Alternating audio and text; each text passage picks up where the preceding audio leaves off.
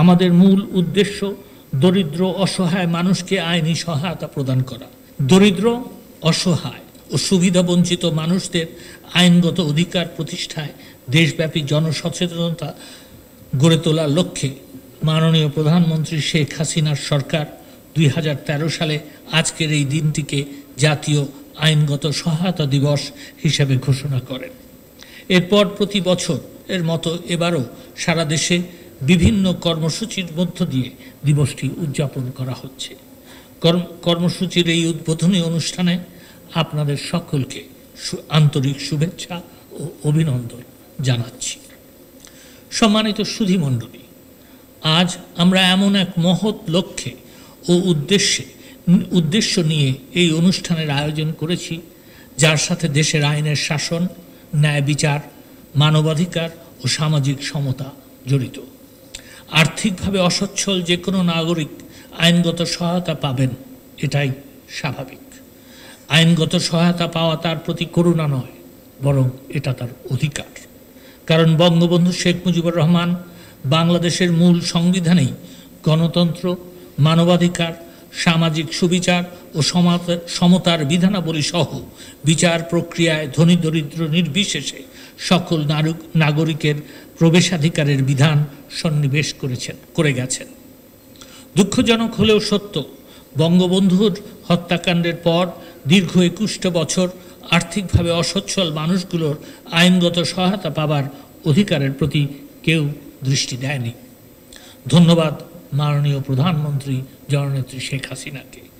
তিনি প্রথমবার সরকার গঠন করেই 2000 সালে আইনগত সহায়তা প্রদান আইন প্রণয়ন করেন। ফলে বাংলাদেশে প্রথম রাষ্ট্রীয় ব্যবস্থাপনায় অসচ্ছল ও সহায় সম্বলহীন নাগরিকদের আইনগত অধিকার সুপ্রতিষ্ঠিত হয়। কিন্তু 2001 সালের মাঝামাঝি থেকে 2008 সাল পর্যন্ত 7.5 বছর জননেত্রী শেখ হাসিনা সরকারে না থাকায় তাদের এই অধিকার অন্ধকারে নিপতিত হয়। এরপর 2009 সালে জননেত্রী শেখ হাসিনা দ্বিতীয়বার ক্ষমতায় এলে আইনি সহায়তা কার্যক্রম পুনরায় আলোর মুখ দেখে। এই অভিযাত্রায় তার সরকার আইনি সহায়তা কার্যক্রম রাজধানী থেকে তৃণমূল পর্যায় পর্যন্ত সম্প্রসারণ করতে যুগান্তকারী বহুমুখী পদক্ষেপ নেন, যার মধ্যে অন্যতম হল ঢাকায় জাতীয় আইনগত সহায়তা প্রদান সংস্থার প্রধান কার্যালয় স্থাপনের মাধ্যমে 64টি জেলায় লিগ্যাল এইড অফিস স্থাপন। এরই ধারাবাহিকতায় আমরা উপজেলা ও ইউনিয়ন লিগ্যাল এইড কমিটি এবং চৌকি আদালত ও শ্রম আদালতে বিশেষ লিগ্যাল এইড কমিটি গঠন করি। শ্রম আদালতে শ্রমিক আইন সহায়তা সেল চালু করি। আবার দরিদ্র অসহায় মানুষ যাতে দেশের সর্বোচ্চ আদালতে এসে ন্যায় বিচার পান, সেজন্য 2015 সালে সুপ্রিম কোর্টে আনুষ্ঠানিকভাবে লিগ্যাল এইড অফিসের কার্যক্রম শুরু হয়। সরকারি আইনি সেবা প্রদান আরও বিস্তৃত ও সহজ করার লক্ষ্যে আমরা 2016 সালে জাতীয় আইনগত সহায়তা প্রদান সংস্থার প্রধান কার্যালয়ে টোল ফ্রি জাতীয় হেল্পলাইন 16430 চালু করেছি।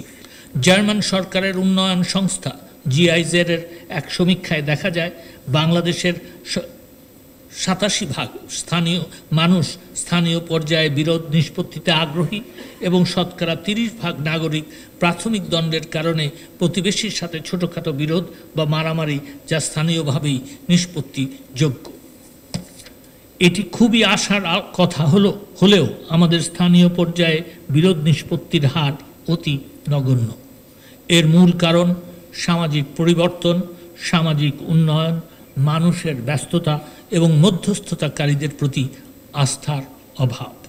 এমনই অবস্থার প্রেক্ষিতে বিবেচনা করে আমরা 2015 সালে আইনি পরামর্শ ও বিকল্প বিরোধ নিষ্পত্তি বিধিমালা প্রণয়ন করেছি এবং এতে লিগ্যাল এইড অফিসারদেরকে মধ্যস্থতা করার পর্যাপ্ত ক্ষমতা প্রদান করা হয়েছে।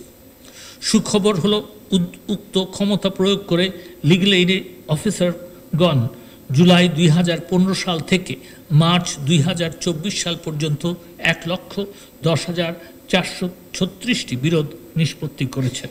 তারা যেহেতু বিচারক এবং আইনি বিধিবিধানের অধীনে মধ্যস্থতা করে থাকেন। তাই লিগ্যাল এইড অফিসগুলো এখন বিকল্প বিরোধ নিষ্পত্তিতে মানুষের আস্থার প্রতীকে পরিণত হয়েছে।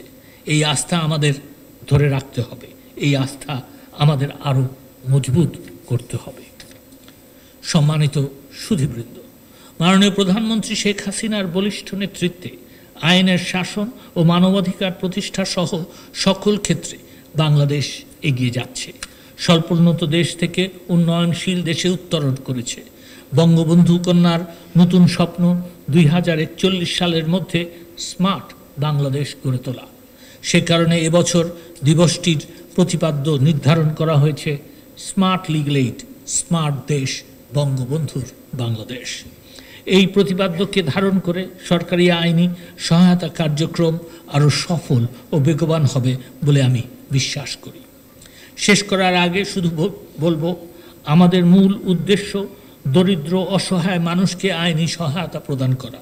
এই আইনি সহায়তা কার্যক্রমকে আরও সফল ও বেগবান করে তুলতে হলে এটিকে অবশ্যই জনগণের দোরগোড়ায়, অর্থাৎ যারা আইনি সহায়তা পাওয়ার যোগ্য তাদের কাছে নিয়ে যেতে হবে।